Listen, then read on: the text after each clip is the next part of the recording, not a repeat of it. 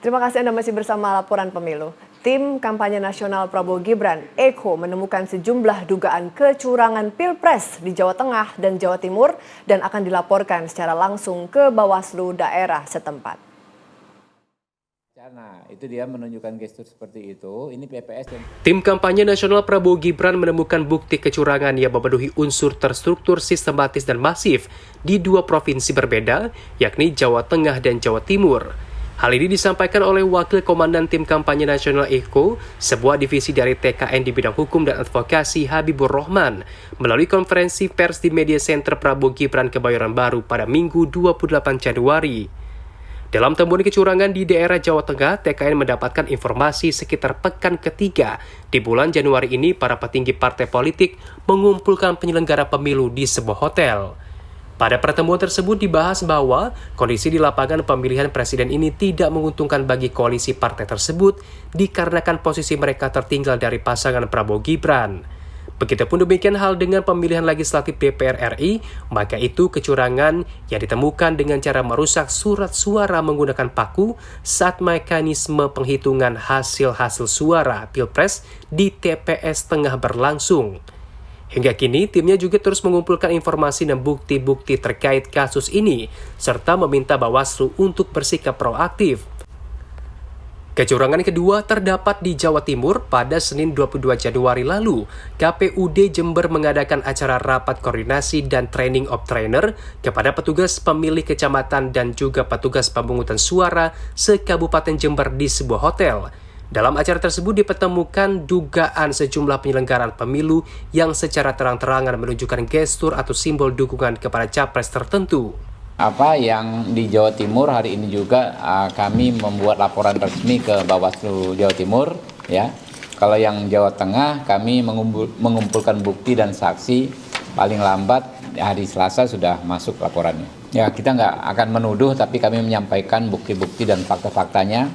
Nanti biarkan saja Bawaslu atau DKPP yang bekerja untuk mencari siapa yang melakukannya. Mereka punya perangkat untuk itu. Ya, sementara ada ya, tapi kami belum bisa buka secara utuh. Cuma formatnya gitu, mungkin ya, video kah, rekaman kah? ya, rekaman ada, ya. Lalu ada informasi dari saksi juga ada, ya. Kalau yang Jawa Timur kan tadi jelas video dan foto serta kita ambil juga langsung dari websitenya KPUD Jember, KPU Jember. Provinsi Jawa Tengah dan Jawa Timur ini merupakan provinsi dengan jumlah pemilih terbanyak, sehingga bisa menjadi penentu kemenangan bagi seluruh pasangan calon. Untuk itu, Habibur Rahman menyerukan kepada masyarakat untuk mewaspadai segala bentuk kecurangan. Demikian laporan Diki Renaldi, Garuda TV. Sementara calon presiden nomor urut 2, Prabowo Subianto mengajak pemilih ikut mengawal proses pemilu 2024 untuk mengantisipasi potensi kecurangan. Prabowo mengingatkan ada upaya pihak-pihak yang tidak bertanggung jawab merusak surat suara yang memilih Prabowo Gibran. Jadi kawal. Datang ke TPS, coblos, dan tolong ditungguin. Dan diawasi. Kita harus datang ke TPS semuanya, ya kan? Jangan malas, harus ke TPS. Jangan merasa kita menang jadi nggak datang, jangan. Itu yang dikehendaki oleh pihak-pihak tertentu. Datang, coblos, periksa surat, jangan nanti dibilang surat suara rusak. Karena ada upaya mau merusak surat suara yang 02. Ya. Dan sesudah itu saya tetap butuh dukungan saudara karena kita harus kerja keras. Kerja keras karena tugas kita tugas mulia. Cita-cita kita cita-cita yang mulia. Kita ingin menghilangkan kemiskinan dari bumi Indonesia. Jelang pemungutan suara, tim kampanye nasional Prabowo Gibran (EKO) menemukan sejumlah dugaan kecurangan pemilu di Jawa Tengah dan Jawa Timur. Hingga calon presiden nomor urut 2 Prabowo Subianto mengajak pemilih untuk ikut mengawal proses pemilu 2024 untuk mengantisipasi potensi kecurangan. Lalu bagaimana dinamika Pilpres saat ini dan bagaimana peluang Prabowo Gibran menang satu putaran di Pilpres 2024? Telah hadir di studio juru bicara TKN Prabowo Gibran, Mas Hasan Nasbi. Iya. Mas, selamat sore Mas. Selamat sore. Terima kasih sudah Sama-sama. menembus kemacetan ke studio Mas. Mas Hasan, iya tadi kita sudah melihat bersama bahwa terlihat ada bukti-bukti bahwa TKN menemukan potensi kecurangan Mas yang dilakukan oleh paslon tertentu terkait hal ini. Bagaimana Mas TKN menanggapi dan tadi sudah mungkin Pak Habibur Rahman dan Pak Prabowo sudah menyampaikan. Lalu bagaimana sikap-sikap TKN Mas untuk mengantisipasi hal ini? Ya sebenarnya kalau kita dari TKN itu kan yang paling nggak rumit ya. Paling nggak rempong lah. Oke. Jadi kalau ada beberapa kejadian di lapangan kita jarang menghebohkannya gitu. Ya kita hanya sekedar memberitakan tapi tidak mengglorifikasinya untuk meraih simpati publik enggak.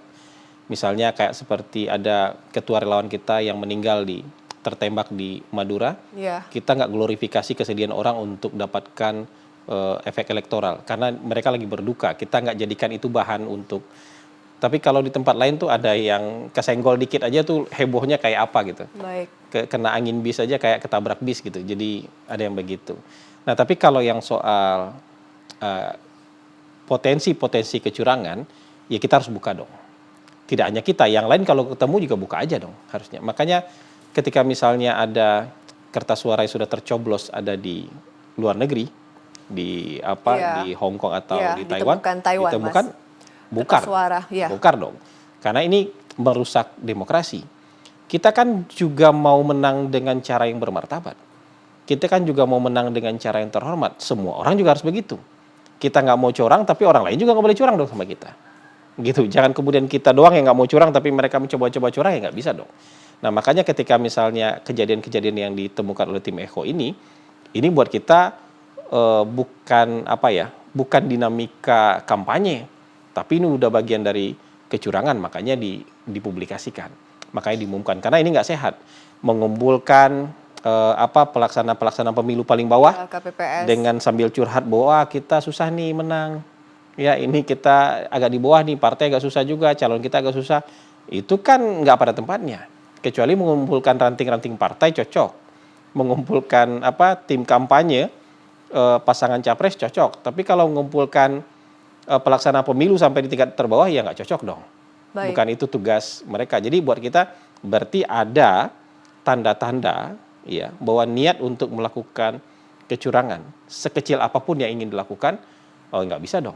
Baik. Iya nggak bisa dong. Kita kan mau pemilu ini katanya teriak-teriak pemilu jurdil. Ya ini yang kecil-kecil gini kebongkar berarti ada yang nggak mau jurdil loh. Kayak gitu. Mereka meributkan misalnya Pak Jokowi makan bakso dengan Pak Prabowo. Betul. Padahal makan bakso dengan Pak Prabowo bukan kecurangan, ya kan? Bukan juga pelanggaran. Tapi yang ini kan pelanggaran ini. Nah ini harus diusut. Yang di Jawa Tengah menurut saya juga harus diusut. Tapi kita tahu ya, kita sadar betul bahwa misalnya ada pihak yang selama ini status quo, berada di posisi pemenang pemilu, ya, berada di posisi yang juga mereka bagian terbesar dari pemerintahan, yang kaki-kaki mereka juga kuat di pemerintahan. Mungkin ada sebagian oknum yang terdorong ya untuk melakukan apa saja demi menang. Nah, ini yang kita mau cegah. Ya tindakan-tindakan yang tadi itu yang kita mau cegah. Pak Prabowo bilang hati-hati ada upaya untuk merusak kertas suara. Kenapa itu yang akan dilakukan? Karena kalau nyetop pemilih Prabowo udah nggak mungkin. Pemilih yang migrasi ke Pak Prabowo itu sudah luar biasa. Dan semua pollster minggu ini akan menemukan ini menurut saya ya, bahwa satu putaran itu sudah nyata secara survei, nggak mungkin lagi di stop. Yang paling mungkin untuk mengurangi suara Pak Prabowo apa? Pertama, ya mengusahakan supaya pemilih Pak Prabowo nggak datang ke TPS. Misalnya nggak dibagi undangan pemilih gitu kan, atau ya udah nggak usah terlalu dihebohkan pemilu ini, wah udah santai aja di rumah lah. Udah pasti menang Pak Prabowo lah, jadi nggak usah datang atau disuruh liburan, kan mengurangi suara Pak Prabowo. Nah. Yang kedua adalah merusak kertas suara. Kalau setiap pilih Prabowo tapi rusak, ya nggak sah suaranya. Jadi kalau cuma 1-2 suara yang tidak rusak di dalam satu TPS masih wajar lah. Tapi kalau sudah belasan, puluhan yang nggak sah, harus jadi pertanyaan. Kenapa bisa rusak kertas suara seperti ini? Kenapa bisa? Kan nggak mungkin orang khilaf banyak-banyak. Ya, kalau sudah belasan orang yang khilaf, nggak mungkin saya rasa. Ini udah pasti kegiatan sistematis. Apalagi kalau puluhan kertas suara yang rusak di semua kandidat lah. Mau kandidat nomor 1, nomor 2, nomor 3. Kalau udah puluhan suaranya yang tidak sah ya dalam satu TPS ya berarti ada sesuatu. Kalau cuma 1-2 kita pahami lah, ya kan? Tapi kalau puluhan berarti ada gerakan sistematis. Nah, yang disampaikan Pak Prabowo itu memang perjuangan buat kita. Tapi sebenarnya yang disampaikan Pak Prabowo itu demi kepentingan semua. Buat kertas surat siapapun yang rusak, tolong lihat benar nggak itu rusak secara alami atau dirusak secara sistematis gitu. Baik. Jadi harusnya ini juga disambut oleh pihak lain karena tidak hanya berbahaya buat Pak Prabowo, berbahaya buat kandidat-kandidat lain juga. Nah, kan begitu. Karena salah satu cara mengurangi suara lawan dengan efektif adalah apa? Merusak kertas suara. Yang suaranya harusnya jadi 100, tinggal 70, gara-gara ada 30. Kan mengurangi suara lawan. Baik. Jadi. Nah, Mas Hasan, ini kan ini dari versi kita dari versi 02 TKN melihat bahwa ada upaya tidak satu putaran tadi seperti Mas Hasan sampaikan. Potensi paling tinggi adalah merusak. Nah, mungkin mungkin bagi pihak yang sedang berkompetisi saat ini misalnya 03 atau 01 melihat justru tadi yang sudah Mas Hasan sampaikan mengkhawatirkan bahwa posisi status quo misalnya dekat dengan kekuasaan tadi 02 ya soal kedekatan soal Jokowi dan Prabowo. Nah, melihat bahwa mereka pun sebetulnya misal mengkhawatirkan bahwa 02 pun bisa melakukan upaya yang masif terkait untuk memenangkan satu putaran Kita seperti apa, dorong Mas? dibongkar aja. Oke. Kan kita mau fair aja. Jadi gini, kalau ada kecurangan dari pihak manapun, kalau kita pada prinsip dari TKN bongkar, usut. Apalagi yang terkait dengan kertas suara, usut. Karena kita meyakini apa yang kita lakukan itu semua di jalur-jalur yang bermartabat. Bukan di jalur yang ingin melakukan kecurangan secara sistematis. Iya fair-fair aja buka. Dan sejauh ini yang menemukan ini kita loh. Misalnya ada fakta integritas antara kepala daerah dengan organisasi senyap tertentu. Yang menemukan kita loh. Ya, yang kita yang bongkar kan juga dari pihak yang memberitakan kan dari pihak kita yang bilang, wah ini maksudnya apa? Kenapa ada fakta integritas pejabat kepala daerah dengan organisasi senyap tertentu, organisasi negara yang senyap, ada urusan apa? Untuk memenangkan pasangan tertentu ada urusan apa? Nah, setelah itu hilang beritanya, kemudian kita sekarang temukan yang kayak begini. Mengumpulkan pelaksana pemilu. Ya, yang kita temukan kemarin ada yang sudah tercoblos kertas suaranya. Jangan lupa, nanti itu tanggal 10 itu diaspora itu akan mulai mencoblos loh yang di luar negeri. Akan mulai mencoblos sih. Itu juga bisa menjadi bagian dari, walaupun misalnya jumlahnya nggak banyak. Tapi itu juga bisa dioperasi seperti itu. Gitu kan, sudah dikirim kan itu. Coblos dikirim. Nah, dalam perjalanan kalau nggak dijaga juga bisa terjadi hal-hal yang tidak kita inginkan. Jadi sekecil apapun suara kita mau jaga. Sekecil apapun kecurangan yang sudah terkait dengan suara kita mau bongkar. Jadi gitu kalau prinsip kita dari TKN itu. Mas Hasan, tadi saya meng-underline yang Mas Hasan sampaikan bahwa 02 ingin tetap pelaksanaan Pilpres berjalan dengan secara bermartabat. Tapi tadi Mas Hasan melihat bahwa jelas-jelas misalnya di pihak paslon tertentu melakukan kecurangan. Kalau melihat saya melihatnya ada pasangan berarti 3 dan 1. Kalau hasil temuan TKN, yang mana yang paling besar Mas melakukan kecurangan? Gini, kalau kita nggak menuduh mau pihak manapun, tapi segala macam kecurangan yang terkait dengan suara harus kita bongkar. Semua yang kita temui kita bongkar. Karena bisa saja kemudian ada yang seolah-olah ini ya, misalnya kata suara tercoblos, yang tercoblos nomor 2, kan berarti mau jelek-jelekin kita. Oke, baik. Kan itu juga bisa operasi dari orang lain gitu. Sementara kita tidak melakukan itu. Gitu. Jadi jangan lupa, makanya kita mau curang buat siapapun kita bongkar lah. Kan siapa tahu gini, pada prinsipnya nih, mau kecurangan apapun di Republik ini hari ini nggak mungkin nggak kebongkar. Nggak mungkin nggak kebongkar, orang kamera di mana-mana, HP di mana, buktinya tadi itu dikumpulkan di sebuah hotel, ada videonya. Ya mengumpulkan 2 orang, 3 orang, nanti ada fotonya, ada videonya. Jadi nggak mungkin nggak kebongkar. Jadi hati-hati. Jangan sampai berbuat curang ini. Gitu. Kalau sekarang sih secara di lapangannya Pak Prabowo nggak bisa dibendung, ya kan? Satu putaran pun menurut saya nggak bisa dibendung. Angkanya sudah menunjukkan itu. Tapi kalau mau membuat 2 putaran, yang paling mungkin itu tadi seperti yang dikatakan oleh Pak Prabowo. ada kemungkinan ada usaha untuk merusak kertas suara. Kalau kertas suaranya banyak, yang dirusak ya 2 putaran jadinya. Pak Prabowo tetap menang, tapi dua putaran jadinya. Baik. Mas Hasan, masih ada beberapa hal yang ingin saya Ya, tanyakan, tapi kita baik. harus break sebentar. Siap. Pemirsa, jangan kemana-mana, laporan pemilu akan berdialog saya dengan TKN, juru bicara dari TKN, Hasan Nasbi akan saya lanjutkan setelah jeda berikut ini. Tetaplah di laporan pemilu.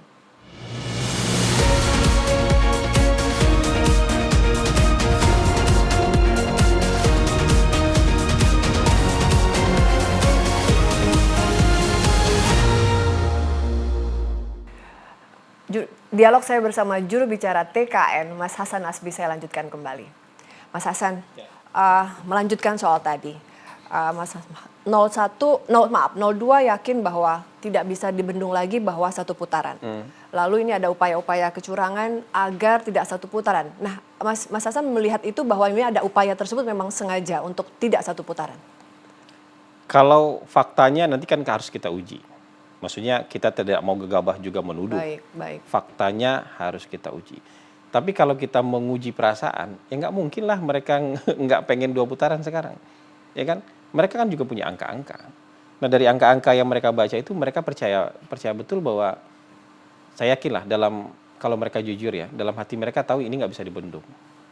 Kalau ini nggak bisa dibendung, kalau kita berdiam diri saja ya satu putaran selesai. Kalau kita mau tetap menjaga ada api harapan, kan harus 2 putaran. Nah untuk 2 putaran ini kan harus ada yang dilakukan. Kalau hanya sekadar perang opini, menyampaikan program adu gagasan, kayaknya nggak akan nambah banyak lagi. Jadi sangat mungkin kalau ada upaya mati-matian, nih kata-kata saya, kalau ada upaya mati-matian untuk 2 putaran, pasangan 02 harus waspada dong. Baik. Waspada supaya nggak dibikin gitu. Nah tadi itu salah satu upaya menurut saya. Mengumpulkan pelaksana pemilu paling bawah, kemudian curhat, wah kondisi kita susah ini segala macam. Kemudian mungkin ada arahan untuk membantu pasangan tertentukah, partai tertentukah, itu kan upaya kecurangan. Jadi menurut saya gejala-gejala ke sana pasti ada dong. Upaya-upaya ke sana juga pasti ada. Tinggal sekarang kita buktikan. Tinggal sekarang kalau ada langsung kita bongkar. Supaya apa? Supaya tidak meluas. Baik. Karena kalau masih 1-2 kita bongkar, ya itu ada shock terapi lah buat yang lain supaya kalau sudah meluas kita nggak bisa stop lagi nanti. Baik. Kita nggak bisa hentikan lagi gitu. Jadi ini upaya preventif lah. Jadi ada sekecil apapun peluang untuk gejala-gejala misalnya manipulasi suara misal atau merusak suara atau kemudian mengendalikan pelaksana pemilu di tingkat terbawah. Nah ini harus kita bongkar. Jadi kita nggak mau itu terjadi aja. Baik. Karena kalau kita sih sudah percaya diri kalau pemilunya jurdil, pemilunya lancar, nggak akan terbendung di satu putaran. Baik, Mas Hasan pasti punya data ya melihat ini kan bahwa kita udah terbiasa melaksanakan pemilu. Nah, upaya kecurangan itu sepertinya apakah dari dulu juga hal yang ya dilakukan oleh berbagai pihak gitu ya, atau ini nanti semasif apa misalnya, apakah pernah terjadi yang betul-betul masif, Mas, dan sejauh mana misalnya di tahun ini apakah akan lebih masif dari sebelumnya, seperti apa, Mas Hasan? Jadi memang nggak gampang, maksudnya melaksanakan itu tuh nggak gampang karena butuh orang yang sangat banyak. Kita punya 800.000 lebih TPS. Ya kan, untuk bekerja mau di berapa? Kalau cuma 1.000-2.000 TPS nggak akan ada efeknya. Baik. Secara nasional tidak akan ada efeknya. 1.000-2.000 TPS itu kan kurang dari 1%. Kalau 1% kan berarti 8.000 TPS. Itu baru 1%. Kalau kita bisa punya 8.000 orang, kemudian kerja di 8.000 TPS itu secara nasional baru berpengaruh kepada 1% suara. Tapi untuk di daerah-daerah tertentu, gitu. Misalnya kita pengen harga diri kita di provinsi ini terjaga. Baik. Ya kan? Kita pengen martabat kita di provinsi ini terselamatkan, muka kita terselamatkan. Bisa aja orang melakukan itu. Baik. Tapi kalau kita nggak melihat besar kecil sekarang, mungkin efeknya secara ini nggak banyak. Tapi kalau misalnya kayak gini, ya ini kan pemilunya jadi nggak benar. Ya kan? Pemilunya jadi kurang. Cuman kalau memang sangat masif ya, mereka mampu melakukan ini dengan yang masif gitu. Pelaksana pemilu kan udah dibentuk dari kemarin-kemarin nih. Betul. Ya kan? Betul. Dan mungkin juga peran dari pendukung-pendukung 02 dalam hal pembentukan ini mungkin nggak besar juga, nggak banyak juga. Nah kalau ini terkondisikan secara massal, ini akan jadi masalah, gitu. Ini akan jadi masalah. Jadi menurut saya yang bekerja sekarang bukan lagi kalau mau kecurangan seperti itu bukan lagi tim sukses, tapi sudah mengandalkan penyelenggara pemilu di tingkat terbawah. Nah, ini yang buat kita, yang harus kita pelotot itu. Ya, kecurigaannya itu tentu itu. Jadi kalau masyarakat memperhatikan, ini nggak bisa dikerjakan. Baik. Kalau masyarakat memelototi, jadi habis ya, nyoblos jangan pulang. Baik. Tongkrong itu sampai selesai penghitungan suara. Jadi pesan Pak Prabowo, datang tapi jangan pulang. Datang coblos tapi jangan pulang. Jaga sampai selesai penghitungan suara. Pesan yang sederhana. Dan pesan ini kalau disampaikan juga oleh kandidat lain terhadap timnya mereka, jujur pemilu kita. Betul. Sama-sama saling jaga. Kalau Anda curiga kami yang curang, Anda pelototin. Silakan sama-sama. Iya, kalau kami curiga ada yang mau berbuat curang sama kami, kita pelototin juga. Jadi dengan semakin banyak orang melototi hasil pemungutan suara, hasil penghitungan suara, saling menjaga menurut ya. saya jurdil itu akan tercapai di sana. Baik. Gitu. Mas Hasan, ini kampanye tinggal 10 hari lagi. Kita akan mencoblos dalam waktu 14 hari lagi, tanggal 14 Februari. Artinya sebentar lagi, Mas. Dan semakin tadi Mas Hasan mengatakan bahwa 02 semakin banyak dukungan, termasuk juga yang cukup lagi ramai saat ini adalah bahwa Presiden Jokowi makin menunjukkan, Mas, dinilai masyarakat makin menunjukkan bahwa terlihat secara bagaimana beliau makan bakso gitu ya dengan Prabowo di Magelang, itu makin menunjukkan bahwa Pak Jokowi mendukung 02. Bagaimana, Mas, dari TKN menghadapi semakin masifnya Ya, pihak-pihak yang melihat ini? tanpa makan bakso itu pun juga kan orang yang paling awam sekalipun itu pasti tahu bahwa Pak Jokowi bersama Pak Prabowo Gibran. Kan nggak mungkin ada orang yang walaupun rendah literasi politiknya kemudian punya kesimpulan, oh jangan-jangan Pak Jokowi bersama Anies, kan nggak mungkin. Baik. Atau orang yang jarang baca sekalipun tidak akan bikin kesimpulan bahwa oh Pak Jokowi bersama Mas Ganjar, nggak mungkin. Jadi sebenarnya ini terang benderang Pak Jokowi bersama, Terang benderang. ini terang benderang dong, ya bersama Prabowo Gibran. Masalahnya teman-teman kita di luar itu perasaannya banyak yang kurang baik hari ini gitu. Baik. Patah hati terhadap Pak Jokowi juga mungkin dalam patah hatinya gitu, lukanya mungkin terluka lah karena patah hati gitu. Jadi apapun yang dilakukan Pak Jokowi harus diributkan, harus dipersoalkan gitu. Makanya ketika Pak Jokowi makan bakso dipersoalkan. Nanti Pak Jokowi suatu saat jalan pagi bersama Gibran juga pasti diributkan soal netralitas lah, Baik. soal keberpihakan lah dan segala macam. Masalahnya Pak Jokowi ketika di Halim itu kan ditanya, kan ada pertanyaan wartawan. Pak Jokowi kan bukan pidato, Pak Jokowi menjawab pertanyaan wartawan, presiden boleh kampanye kok. Benar kata Prof. Yusril, kalau hari ini ada ahli hukum yang bilang presiden nggak boleh kampanye, berarti presiden nggak boleh maju 2 kali dong. Baik. Karena begitu dia maju untuk kedua kali kan dia kampanye buat dirinya sendiri. Betul. Logika ini tadi malam nih di CNN yang saya bilang kayak gitu tuh mereka nggak mau paham, ahli hukum tata negara sekalipun nggak mau paham. Kemudian bilang nggak bisa, dia hanya bisa kampanye buat dirinya sendiri, buat orang lain nggak boleh. Logikanya gimana?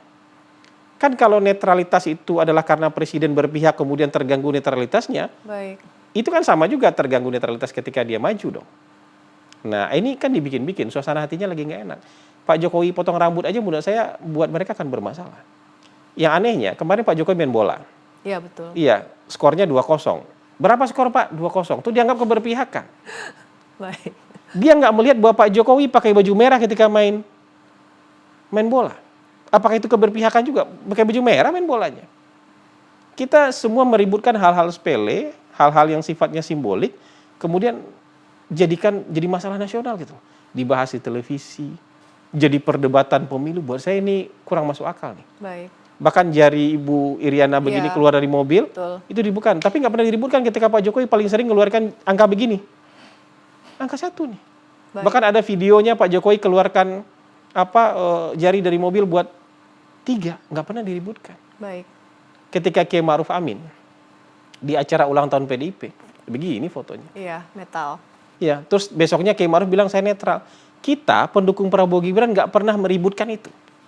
Karena kita nggak terganggu dengan simbol-simbol seperti itu. Kenapa? Perasaan kita lagi enak-enak aja. Perasaan kita lagi damai, tenang, nggak penuh buruk sangka. Tapi buat orang yang hatinya penuh buruk sangka, kita begini salah.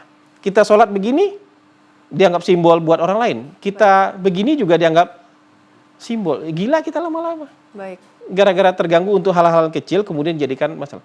Kalau Anda punya masalah, gara-gara ngelihat gestur Pak Jokowi, Anda punya masalah gara-gara statementnya Pak Jokowi, simpan aja itu jadi masalah Anda. Jangan Anda angkat-angkat tuh jadi masalah bangsa, karena bangsa ini nggak anggap itu masalah gitu.